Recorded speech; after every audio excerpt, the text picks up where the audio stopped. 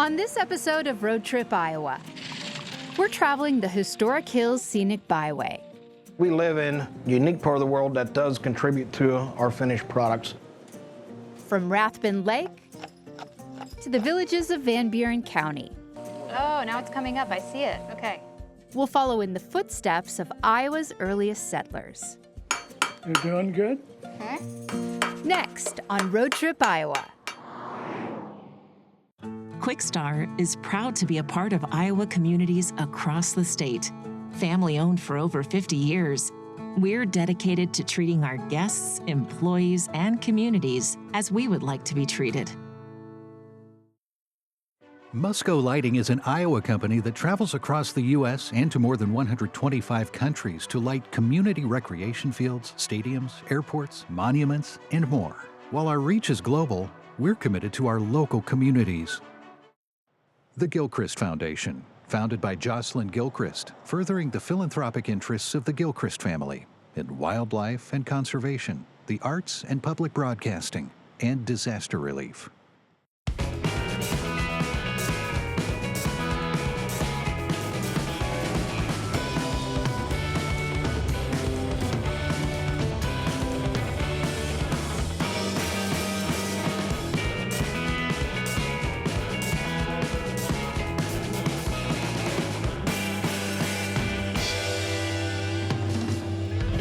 The Historic Hills Scenic Byway is a 105-mile route that traces the Des Moines River through 5 counties in southeast Iowa.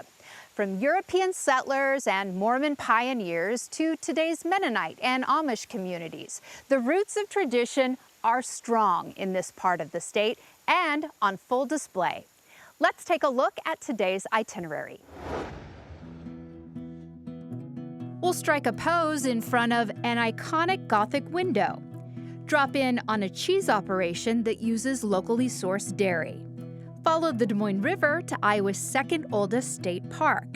And we'll get crafty at a combination blacksmith and pottery shop.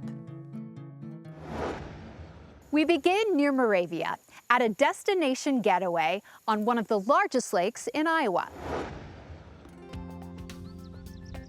Situated on over 800 acres adjoining Rathbun Lake, one of Iowa's largest bodies of water, lies Honey Creek Resort. Southern Iowa has a little different feel than the rest of the state. It's kind of the undiscovered gem. From their iconic lodge with 99 of its 106 rooms themed after Iowa's individual counties, to the acclaimed bar and restaurant and event spaces, Honey Creek prides itself on being a multiple-use destination for the entire family. We really want this to be, when you come to Honey Creek, you feel like, wow, I'm someplace special. Originally opened in 2008 as a state-owned enterprise, the resort is getting a fresh start under new ownership. When we saw it, we saw the potential. There's so much to do here, but yet we wanted to add more attractions, get people here, and really showcase Honey Creek with some different excursions. You're aboard Honey Creek Resort Express. So the first thing we did is we bought the train. The train is a fun way to tour around the resort, takes you back on the trails, you see the wildlife. And then the horse-drawn carriages, that takes you around back by the water. Beautiful way to see the resort. The beach is fabulous. We've got pontoon rentals, go boats, paddle boats. When you see those out on Rathbun Lake, you know they're a part of Honey Creek Resort. Other facelifts include transforming former storage space into a top-floor wine and bourbon bar, and a ground-floor general store with gifts and prized root beer floats. In addition to renovating 28 fully furnished cabins and an indoor water park, Honey Creek's 18-hole golf course, The Preserve, continues to impress aficionados, making the lakeside location one of the best ways to experience the area's natural and cultivated bounties. Our logo was developed after a cattle brand.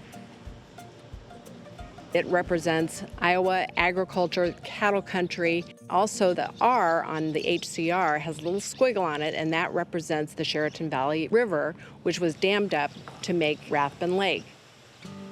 The Iowa Department of Natural Resources, who initially brought Honey Creek to fruition, continues to operate a top-notch fishery at Rathbun, protecting self-sustaining species and bolstering game fish for anglers. We have a number of stocking programs. Walleye is a real big one. We're also stocking hybrid striped bass, kind of the common man's trophy fish. It's also an opportunity to establish the state's first kind of trophy paddlefish fishery. Very unique fish. They have this really large mouth gape. It's hard to believe, but this little guy could potentially grow to be 100 pounds or more. Rathbun Lake is one of the top fishing lakes in the nation. Fishermen get very excited about Rathbun Lake.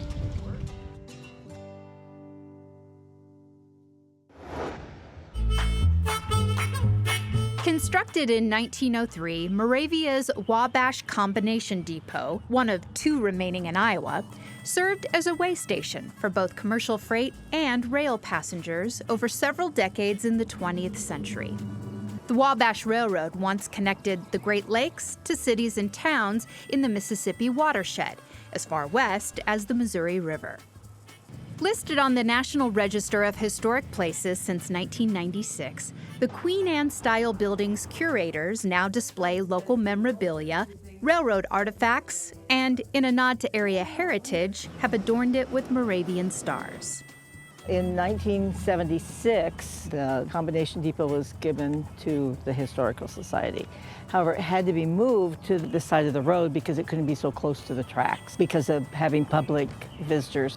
A separate electric railway, whose own depot serviced local small-town routes, remains as part of the collection. Over the years, other landmarks have arrived to the museum grounds, including a country school, summer kitchen, and stained glass church.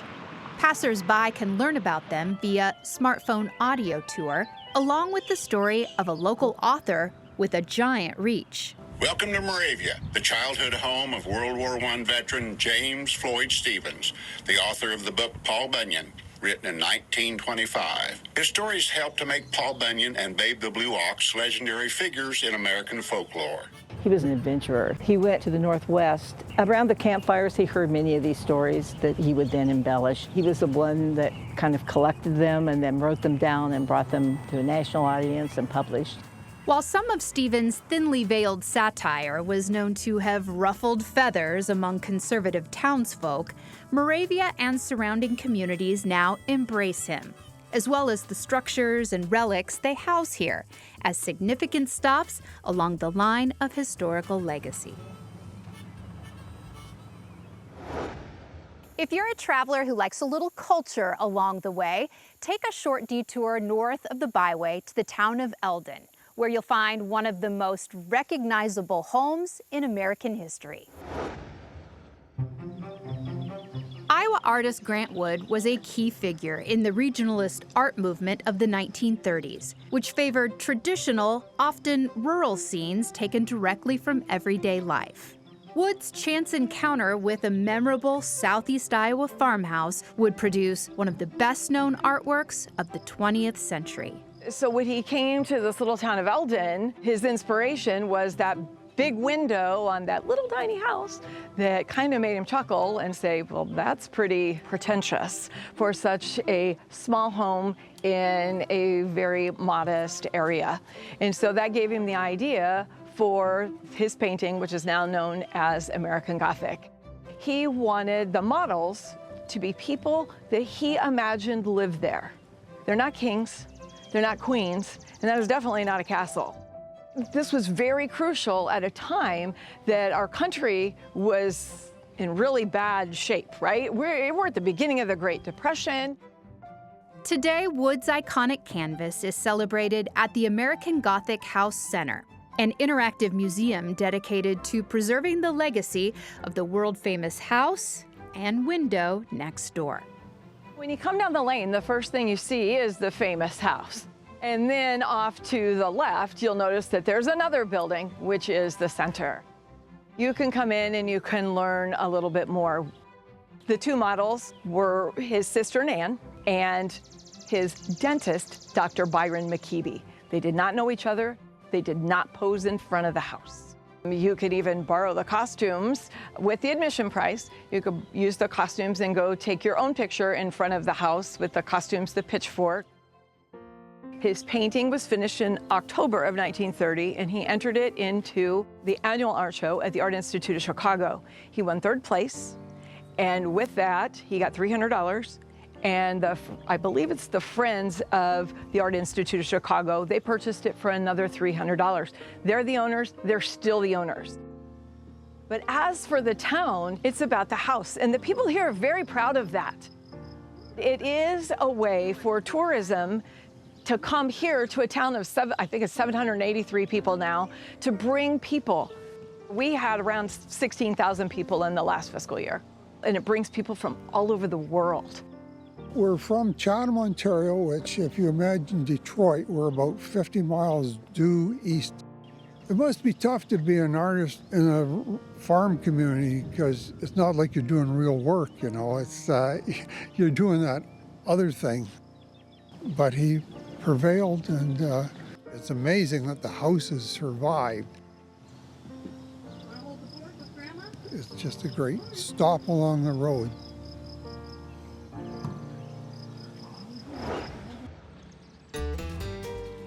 The rolling hills of southern Iowa's Van Buren County are part and parcel of an award-winning globe-trotting food with humble origins.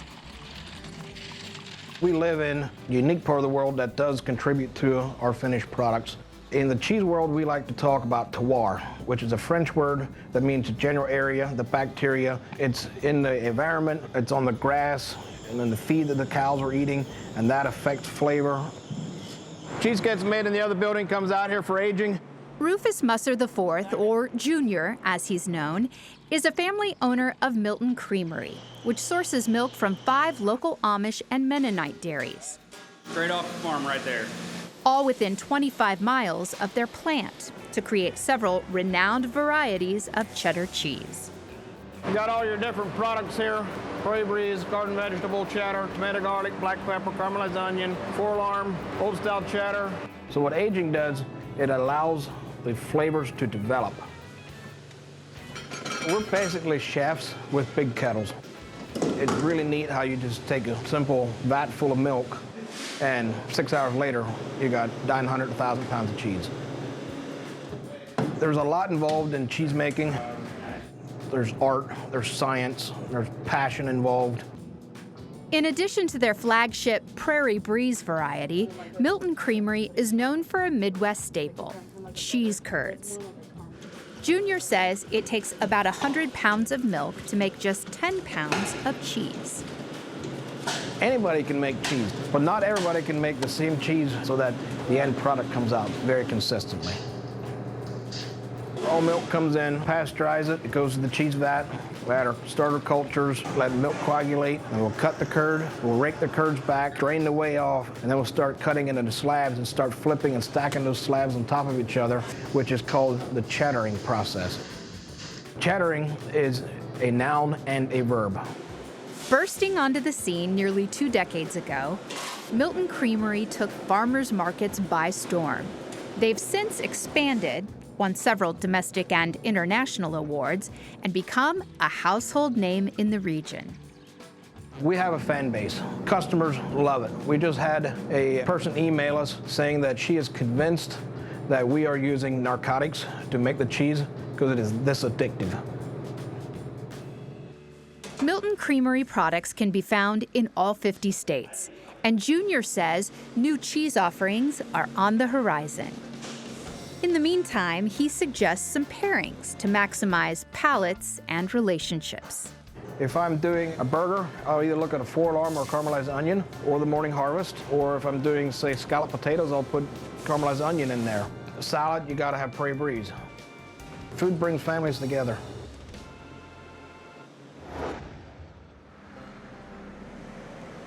Dedicated in 1921, Iowa's second ever state park, Lacy Kiasakqua, gained its current name 5 years later in a nod to Native American roots and to honor influential U.S. Congressman, lawyer, conservationist, and Civil War veteran John Fletcher Lacy. The original name of the park was Big Bend State Park, just because of the big, huge bend in the Des Moines River right here. You can look on an Iowa map, and when you see the Des Moines River makes a big bend, you know right where you're at. You're at Lacy Kiasakqua State Park. The park's 1,600 acres offer 13 miles of scenic hiking paths, multiple camping sites, family cabins, stone lodges, and a man-made lake, thanks to the CCC, a Great Depression-era New Deal work relief program. The Civilian Conservation Corps built the park and the structures, put together the trails. They quarried the stone right out of the park.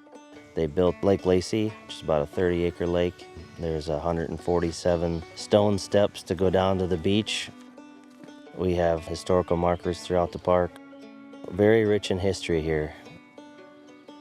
In addition to commemorating a significant 200-year-old Mormon Trail river crossing that happened here, unmarked Indian burial mounds have been found overlooking the river, where up to 150,000 annual fishermen, kayakers, and hikers have reported wildlife ranging from deer and fox to wild turkey and bobcat, along with unrivaled birdwatching opportunities.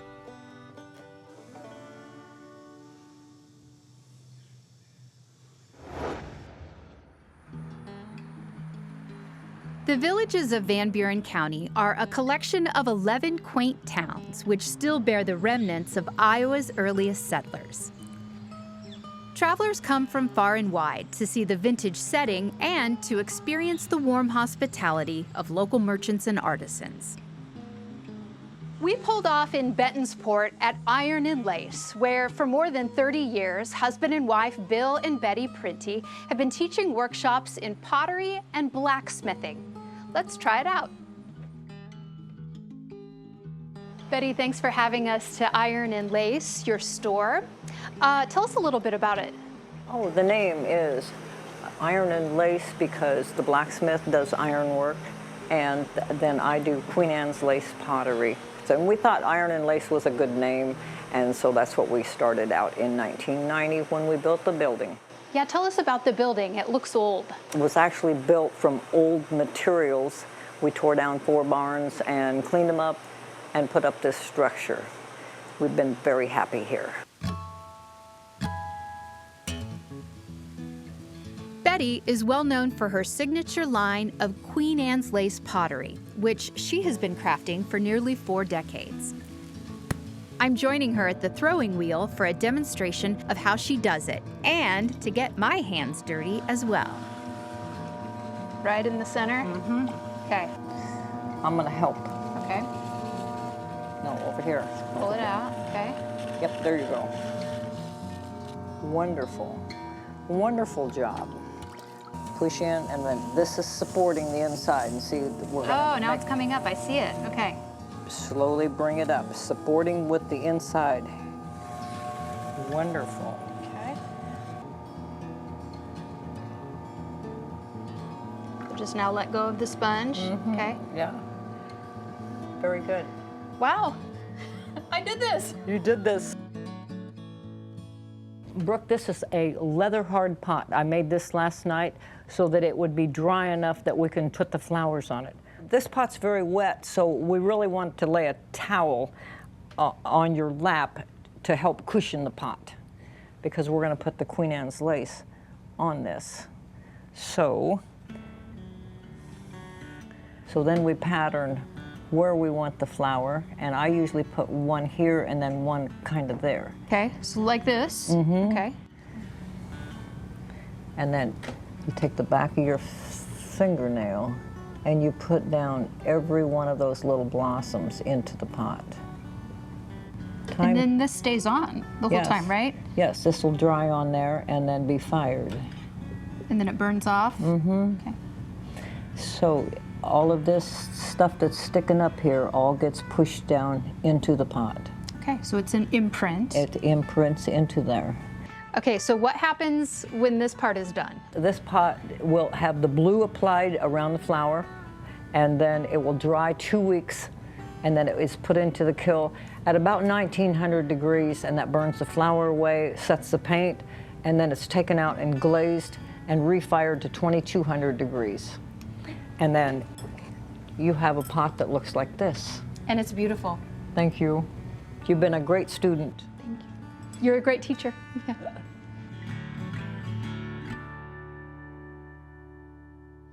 Next, I'm headed to the blacksmith shop, where Betty's husband, Bill, plies his trade.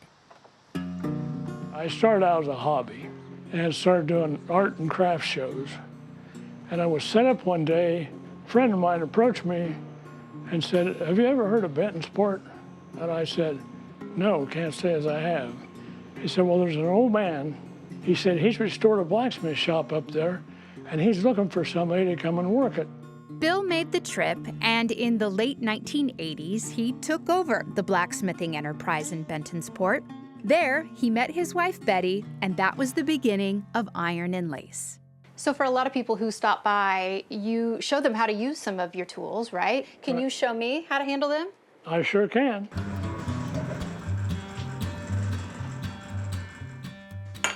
Because this is small saw, it doesn't take big, heavy blows. Starting to cool off.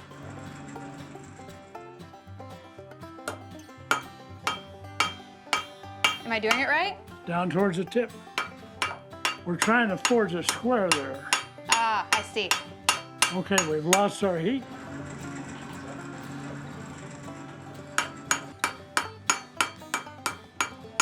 You're doing good. Blacksmiths always mess around with their fires a lot. Out here over the horn, hammer it down, and I'm dropping my arm down as I go, and I'm gonna roll it over like this. Starting to form that hook shape. That looks pretty good. Yeah, it does. You like that? Yeah, that's nice. Yeah, but I'm not done with it.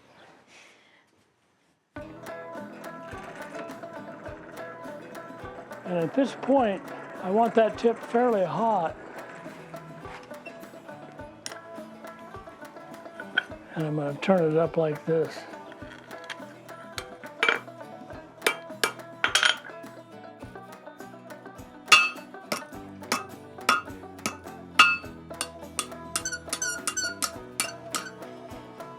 Am I doing this right? Yeah. Okay. Let's look at it. Oh, not too bad. Okay. No, it's not too bad at all. Okay. How many of these do you think you've made over the years? Are you kidding me?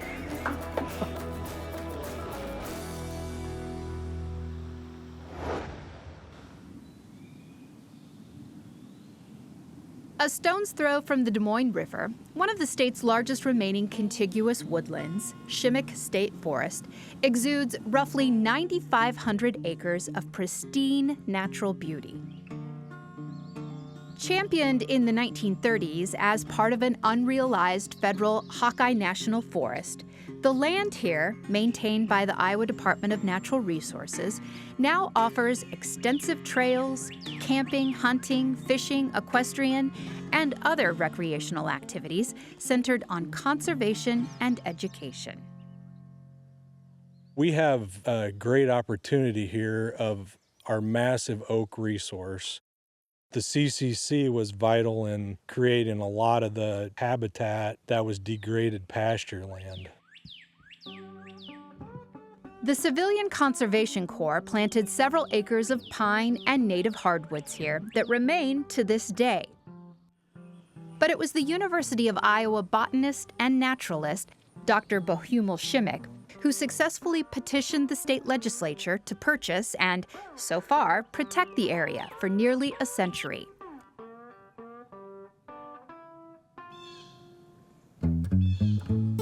In 1950, the state officially named the forest in his honor. Shimik's extensive cataloging of the diverse flora here still lends itself to an academic foundation for understanding Iowa's natural landscapes.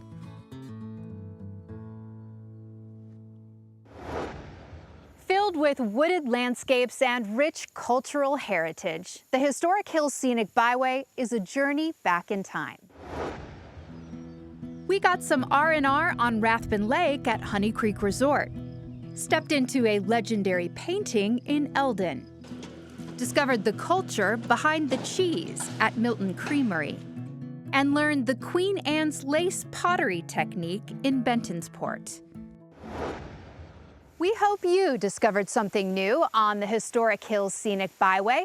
And if you did, hit the road and check out Southeast Iowa for yourself. For more on the history, culture, and landscapes along Iowa's scenic byways, join us next time on Road Trip Iowa.